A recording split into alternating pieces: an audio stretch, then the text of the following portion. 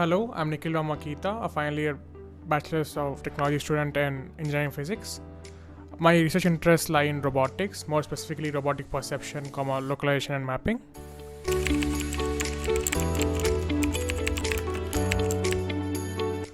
My prior publications have been published at IEEE Robotics and Automation Letters, which is a journal, and also at IROS, which is a top tier conference for robotics, and also at CVPR 2022, which is a top tier AI and computer vision conference.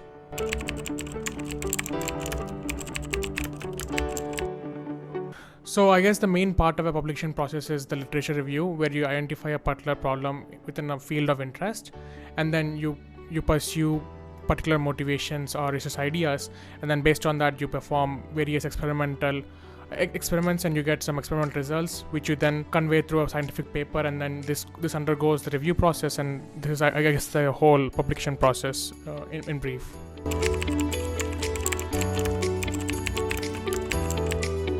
So I guess in terms of publications, yes, at top tier venues there's definitely a lot of competition involved. That is, generally the top 25% or top 30% papers tend to get accepted to the conference. And in terms of research internships, I think there's a large competition based on where you're applying to. For me, I guess one of my internships was through cold emailing, so it was not very competitive, but it required a lot of effort from my side.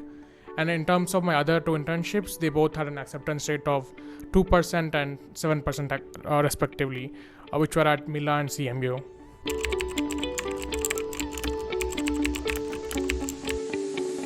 I think CGPA branch and other parameters do not matter much for research, but I guess you do want to have a minimum GPA, which would act as a filter. For example, I think anything above 8.5 is good enough. And in terms of branch, I think it doesn't matter a lot as long as you have the required prerequisites and online courses. Branch really matters. For example, I'm an engineering physics major, but I do research in robotics, so I guess you can take me an example.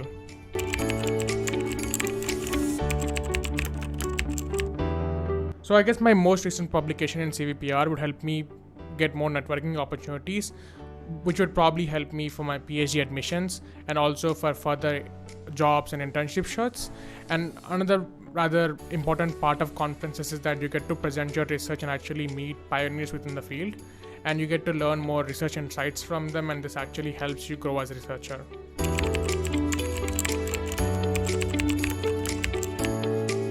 I think reaching out to different researchers within the field is very important, and that is how I was able to get in contact with pioneers within the field, and I was able to work with them and kind of get my first publication. Initially, reading papers is really a hard task, and it does take a lot of effort. But I think as you keep reading more papers and refer to different works from different pioneers, I guess if you find anyone's work very interesting, you could reach out to them through email or LinkedIn and tell them that you'd love to work with them, or you have this particular idea to extend their work.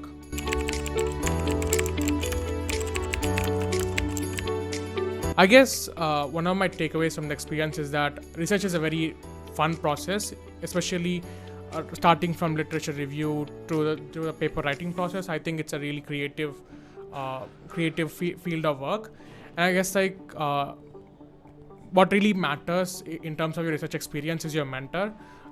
Your mentor really defines how good your research experience goes, and I think you should definitely try to find good mentors or pioneers within the field to work with, and they would provide you a very good launching platform into research.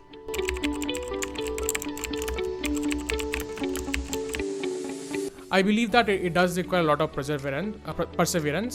One of the main things is that time management becomes really hard. Research is you never know when you get the good results or when your experiment turns out to be bad.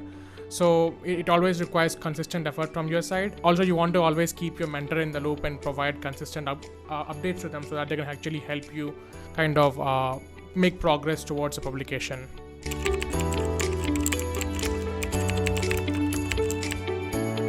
I think one of the potential changes our college can make is to actually provide credits or electives for research, where students can take up credits or some particular credit units for research.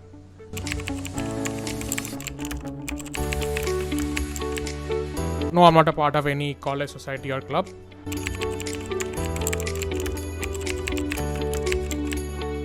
I'm currently an incoming master's in robotics student at CMU, and post my master's, I plan to do an PhD or go into research roles at industry places such as Apple, Google, or other companies where they have like research-oriented roles for robotics.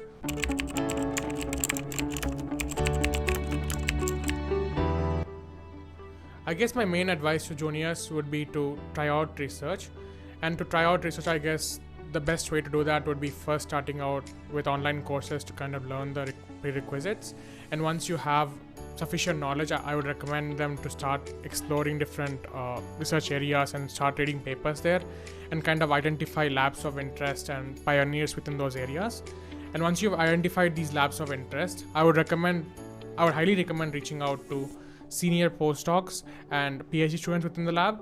They generally look for students to mentor, and I think that's a great way to kind of get started with research. And that can also be a platform to kind of get connected with different professors and kind of give you a platform into the research world.